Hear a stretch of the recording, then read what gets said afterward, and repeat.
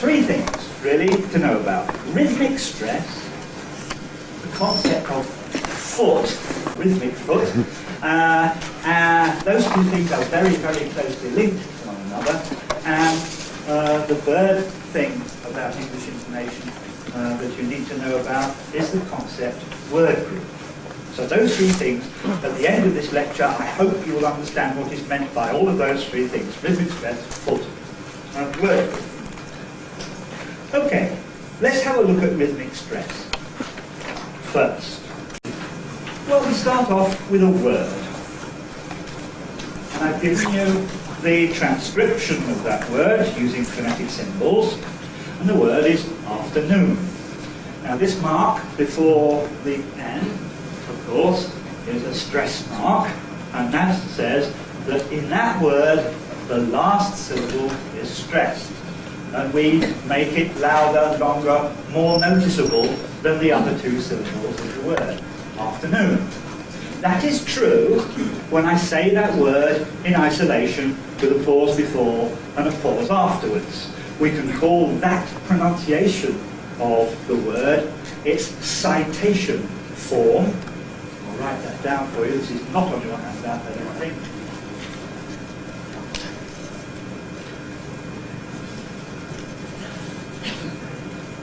So the citation form of this word, afternoon, has the stress syllable, the final syllable. That sort of stress we can call lexical stress. It's a property of that word. However, once we put that word into a phrase or a sentence together with other words, there is no guarantee that that lexical stress on noon will stay where it is. But you will hear noon as being stronger than after the first syllable, for example.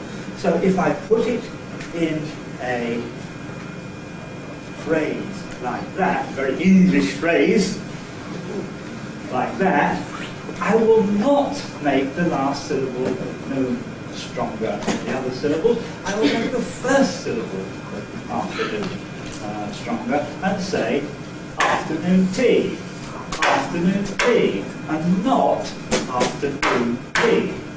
Okay?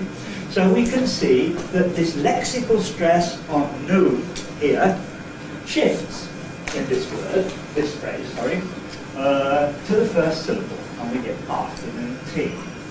So lexical stress, the sort of stress pattern you get on a word when you say that word in its citation form in isolation, is not the same as rhythmic stress, or some people call it sentence stress, which is the stress pattern you have in a particular utterance, in a particular place in a sentence.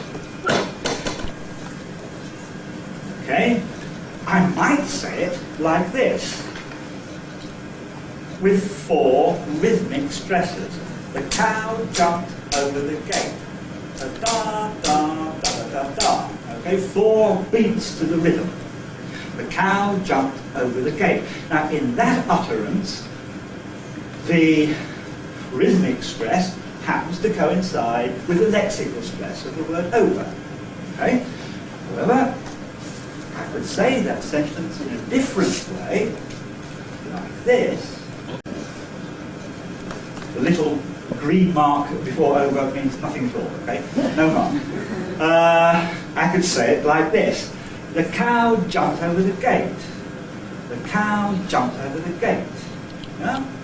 So instead of a stress on O, I have no stress on O in that utterance. Again, another illustration of the fact that lexical stress and rhythmic stress are not the same thing. Okay, so that's the idea of rhythmic stress. The next thing we need to talk about is this concept of foot. What is a foot? A very good question. A foot, and I'm talking, by the way, when I say stress from now on in this lecture, I mean rhythmic stress, not lexical stress, okay? Unless I say otherwise. a foot is a rhythmically stressed syllable followed possibly by some unstressed syllables. Now the lower limit on those unstressed syllables is 0. There doesn't have to be any unstressed syllables in the foot. And the upper limit, 4, 5, 6, something like that, probably not more than about 6 unstressed syllables. So we have this idea of a rhythmic unit called the foot, which begins with a stressed syllable, a rhythmically stressed syllable, and possibly contains also, following that rhythmically stressed syllable, some unstressed syllables. Let's have a look at an example.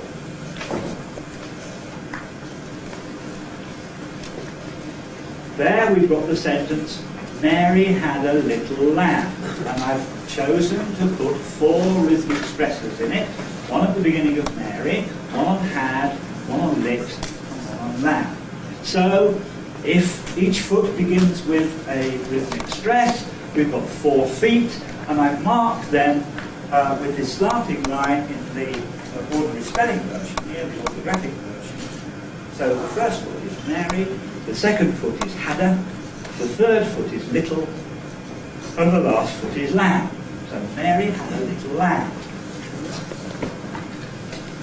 Let's have a look. I think you have that example on your handout. Let's have a look at another example, a little bit longer, this one. The sentence this time is, how did you manage to persuade them to invite us? I've said it, and I've marked it there in the transcription at the bottom with 1, 2, 3, 4 rhythmic stresses again, but now some of the feet are quite long. The first foot is how did you? We've got 2 unstressed syllables following the rhythmically stressed syllable at the beginning, and then we've got managed to per. 3, sway them to in. 3, bite us, just 1 following. So the 4 feet are how did you, manage to per, sway them to in, bite us. 4 feet. Okay.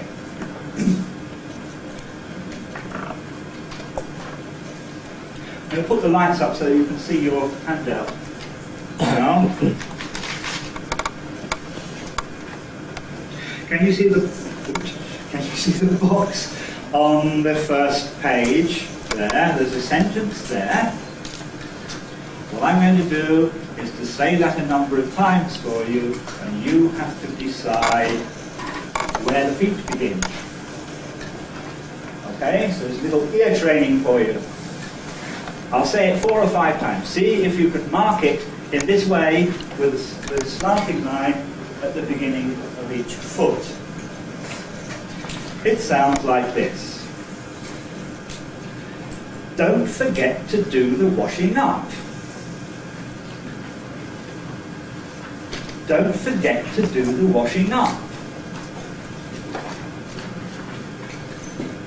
Don't forget to do the washing up.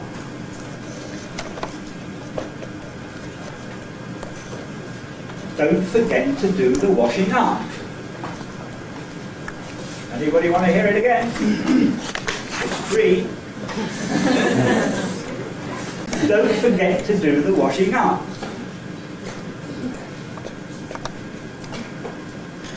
See what your neighbour thinks. See if your neighbour agrees with you.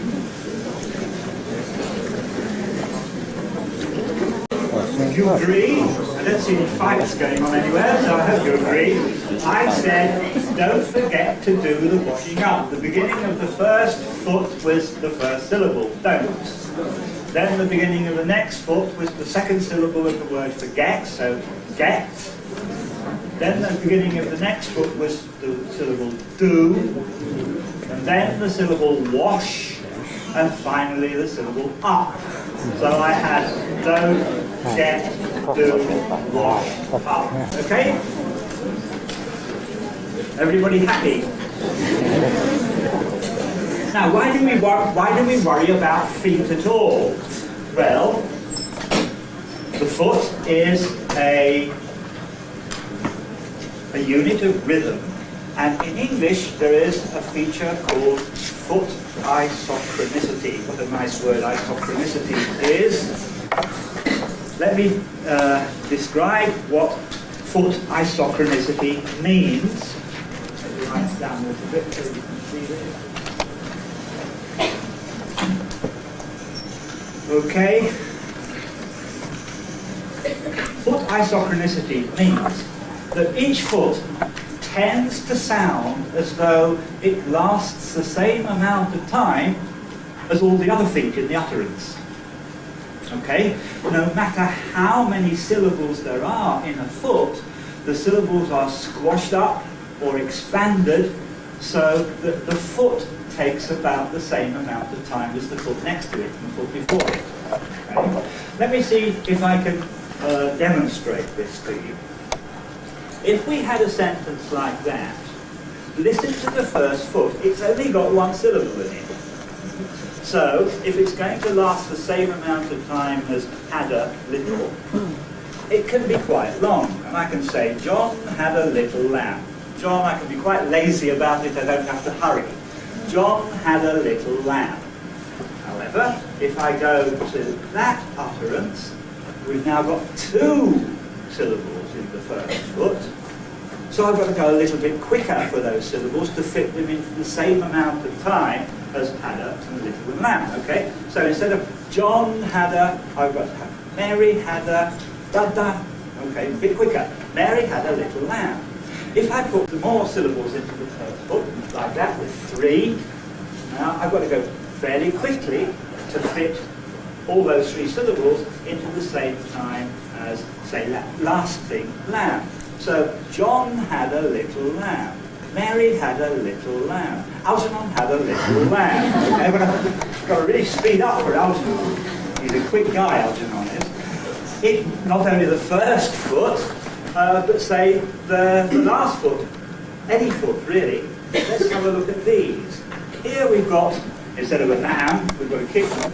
Two syllables, so if I'm going to fit those two syllables into the same amount of time as I was fitting lamb before, I've got to speed up. So, Mary had a little lamb. Mary had a little kitten. Da-da. Make it longer. Had an elephant, in fact. Mary had a little lamb. Mary had a little kitten. Mary had a little elephant. Da-da-da. Okay? And make it even longer. Mary has a whole zoo, she also has an alligator. So Mary had a little lamb. Mary had a little kitten. Mary had a little elephant. Mary had a little alligator. Blah, blah, blah. Okay, I've got to really speed through those syllables of alligator to fit them into the same, more or less, the same amount of time as lamb. Now, I must admit, if you actually measure these things with a machine, they are not the same amount of time exactly. So alligator does take longer than lamb, but it doesn't take 4 times longer than lamb, and it should do if each syllable were the same length. So the syllables certainly are squashed up to make an attempt to make alligator fit into the same amount of time as lamb. And that is foot isochronicity. Another way of saying it is that English has stress-timed rhythm. That stresses tend to occur at equal intervals of time in English. Tend to occur, or rather tend to sound as though they occur at equal intervals of time. Now, that's not true of all languages. Some languages do not have foot isochronicity. In some languages, it's not feet that sound as though they last the same amount of time, but syllables. Are there any French people here? I apologise now, I am not making fun of French people, but French is one of these languages which has syllable isochronicity, more or less. And if I were to say, for example, Mary had a little lamb with my attempt at a French accent, it would sound quite different. If you listen to the rhythm again of Mary had a little lamb, da da da da da da da. But in French it would be Mary had a little lamb, da da da da da da da. All the same length, more or less, except possibly the last one. So languages do differ as to their rhythm, English is one language which has foot isochronicity. And it is important to get the foot isochronicity right, because if you do mess around with the rhythm of English, it becomes very difficult to understand it. I think it's probably one of the worst things you can do is to ruin the rhythm of English. It then gets very difficult to understand. Now, I'm not sure, let me see. Yes, it is on your handout, this next thing. I've got another nice word for you here, like isochronicity, and it's anacrusis. I love this word. Wonderful word. What's an anacrusis?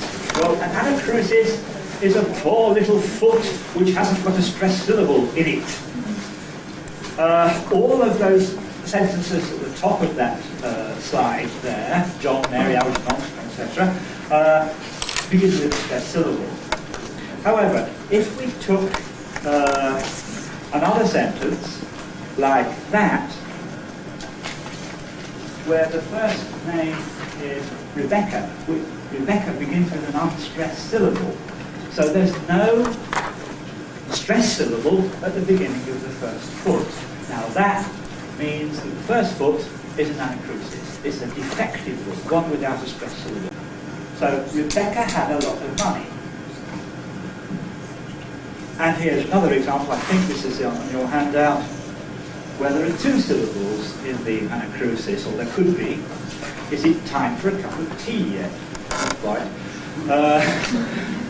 Where we have two syllables in that anacrusis. Now the thing about an anacrusis is that you have to say these syllables very, very quickly, so as not to disrupt the rhythm. And what happens in anacruses very often is bits of the anacrusis just get left out so that you can say it even more quickly. So the last sentence on your slide might come out as zip time, with no hit at the beginning. So I can say it even quicker. Anacruses are very quick and can lose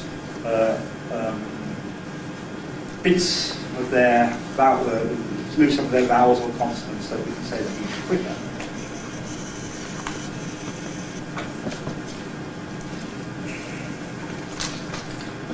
Okay, so that's rhythmic stress. I hope you understand about rhythmic stress now. I hope you understand about the foot and foot isochronicity. What was our third thing? If I could find my slide again.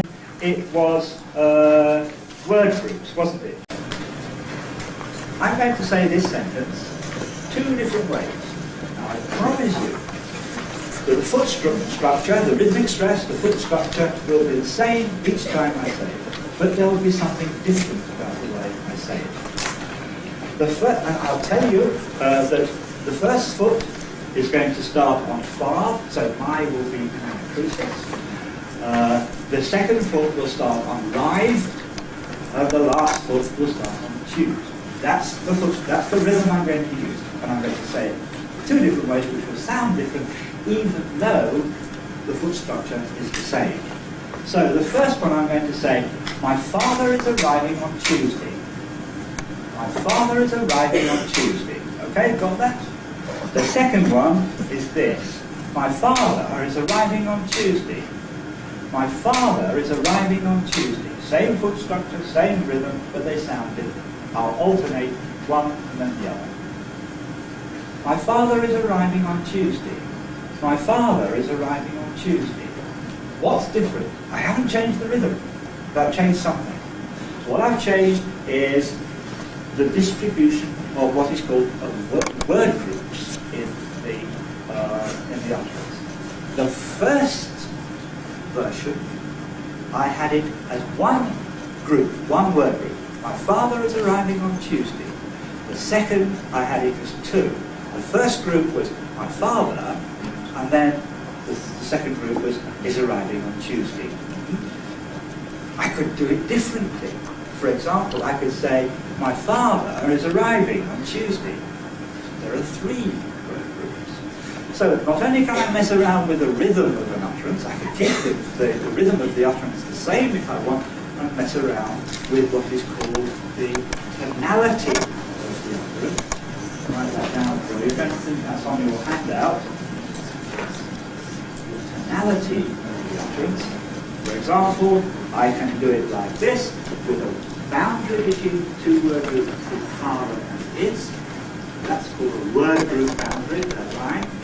Or I could do it with two word group boundaries, or I could do it like that at the top with no word group boundaries in the middle of the utterance. So I could say, my father is arriving on Tuesday. My father is arriving on Tuesday. My father is arriving on Tuesday. The three word groups. Okay?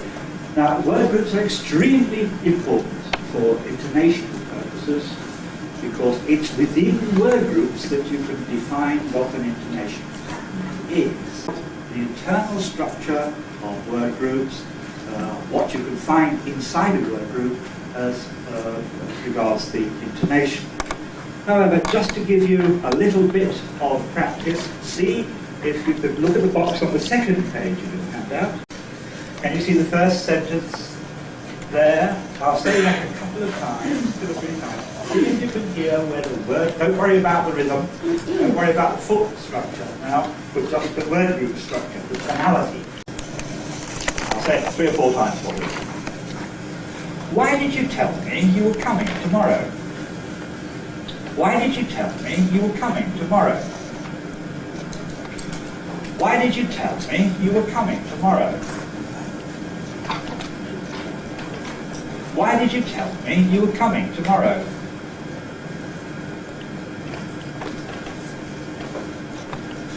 Why did you tell me you were coming tomorrow? Okay, look at what your neighbour thinks. See if you agree. Okay, the first one was, why did you tell me? Then we had a word group boundary. The second was, you were coming. Then we had another word group boundary, and tomorrow was the final word group boundary. So there were the final word group. So there were boundaries between me and you, and between coming and tomorrow. Okay? Everybody happy? Let's do it one more time on the second sentence in that box. Listen to this. She said she didn't want to come with us. She said she didn't want to come with us. She said she didn't want to come with us. She said she didn't want to come with us. See what your neighbour thinks. Sounded like this. She said she didn't want to come with us. She said she didn't want to come with us. How many word groups? 2. Victory. Okay? There was a boundary between said and she. Okay? So the first word group was she said, and the second word group was she didn't want to come with us. Okay? Now, you may think, oh well, what he's talking about is he paused. He paused between said and she, but I didn't. I do not have to pause at a word group boundary. I can if I want, usually, but I don't have to. So if I go back to my original thing, do you know about linking R, all of you, in English? Linking R in RP English can never occur before a pause, can it? No, it can only occur before a vowel. Now listen to this. My father is arriving on Tuesday. 2 word groups, but I've still got the linking R. There is no pause between father and is.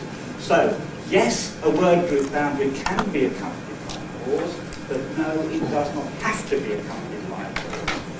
So don't confuse pause and word group boundary. They are not the same thing.